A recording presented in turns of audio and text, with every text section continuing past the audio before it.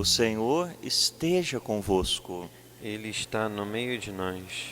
Proclamação do Evangelho de Jesus Cristo, segundo Mateus. Glória a vós, Senhor. Naquele tempo, disse Jesus aos seus discípulos: Quando orardes, não useis muitas palavras como fazem os pagãos. Eles pensam que serão ouvidos por força das muitas palavras. Não sejais como eles, pois vosso Pai sabe do que precisais muito antes do que vós o peçais. Vós deveis rezar assim: Pai nosso que estás nos céus, santificado seja o teu nome. Venha o teu reino. Seja feita a tua vontade, assim na terra como nos céus. O pão nosso de cada dia dá-nos hoje. Perdoa as nossas ofensas, assim como nós perdoamos a quem nos tem ofendido. E não nos deixes cair em tentação, mas livra-nos do mal. De fato, se vós perdoardes aos homens as faltas que eles cometerem, vosso Pai que está nos céus também vos perdoará. Mas se vós não perdoardes aos homens, vosso Pai também não perdoará as faltas que vós cometestes. Palavra da salvação. Glória a vós, Senhor. Queridos irmãos, queridas irmãs, nós sabemos que a Igreja, neste tempo, nos indica 3 práticas: a prática da oração, do jejum e da esmola. O Santo Evangelho de hoje nos ajuda a viver uma delas, a prática da oração.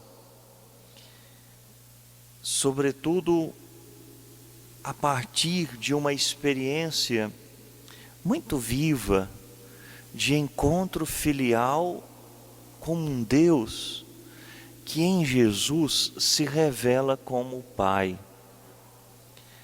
A oração do cristão é a oração dos filhos de Deus. Vejam que nosso Senhor começa dizendo: quando orardes, não façam como os pagãos. Eles pensam que vão ser ouvidos pela força das suas muitas palavras. Aí, muitas pessoas, quando escutam isso, dizem assim: tá vendo? Não precisa rezar muito. Jesus falou que os pagãos é que pensam que vão ser ouvidos pela força das suas muitas palavras.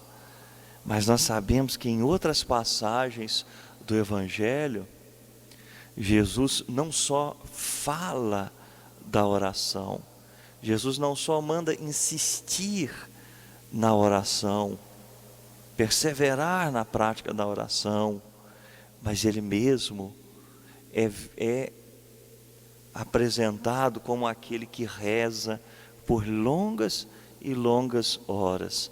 Nosso Senhor se retirava para rezar. Mas o que Ele está dizendo aqui? Que nós somos convidados a rezar a partir da confiança filial, da certeza de que Deus é Pai. Não é rezar por causa, quer dizer, nós não seremos atendidos pela força das nossas muitas palavras, como às vezes os pagãos pensam.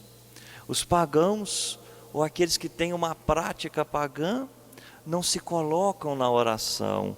Parece que o seu coração nem está ali. São umas rezas ritmadas que às vezes se faz, não é? Às vezes umas rimas, vamos rezar e acabou, né? Aquela coisa, desculpa a expressão, chutada, né? pessoa de manhã simplesmente diz, faz o sinal da cruz, às vezes mal e porcamente, com Deus me deito, com Deus me levanto, na graça de Deus, o Espírito Santo já sai, não é? Sem pensar no que está falando, sem aquela confiança que deveria mover o coração a rezar. Nós somos convidados a rezar a partir da experiência de Cristo. E Cristo é o Filho que reza ao Pai. E por isso Ele nos ensina a chamar Deus de Pai. E na oração nos ensina, primeiro, a nos voltar para Deus, a reconhecer sua santidade, sua bondade, a louvar, a agradecer, a pedir que o nome dEle seja santificado, que o seu reino, que o seu evangelho, que é Jesus, aconteça no coração das pessoas, que a sua vontade aconteça na terra como no céu, né? Quer dizer, que a terra seja o espelho do céu, que a minha vida seja transparência do céu. E Ele nos ensina a pedir também pelas nossas necessidades mais variadas. E aqui aparece a necessidade do pão. O pão é o símbolo não só do alimento, mas de tudo aquilo que é necessário à vida.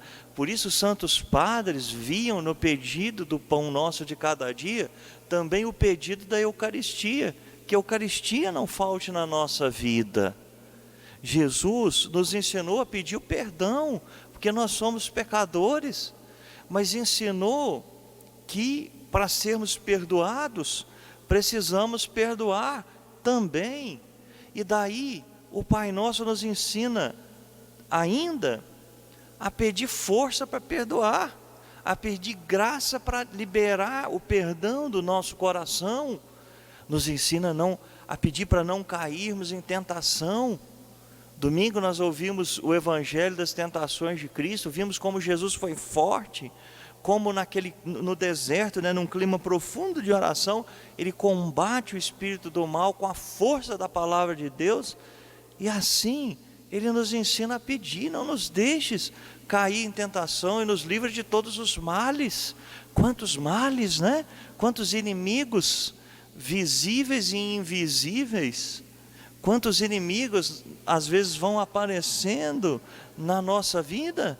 E às vezes o inimigo maior sou eu mesmo. Eu sou o meu maior inimigo. Nosso Senhor nos ensina, portanto, a nos relacionarmos com Deus com confiança. Não sabemos como Ele vai nos atender, mas sabemos que Ele é bom. Sabemos que, como o Pai bondoso que é, não nos atende exatamente de acordo com nossos pedidos, mas dá aquilo que nós precisamos.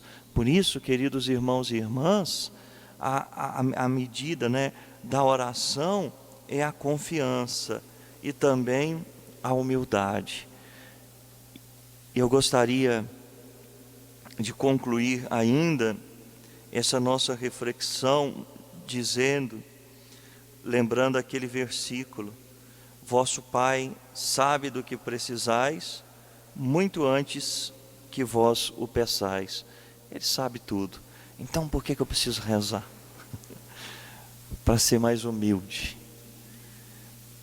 O humilde pede, o orgulhoso não pede, não gosta de pedir.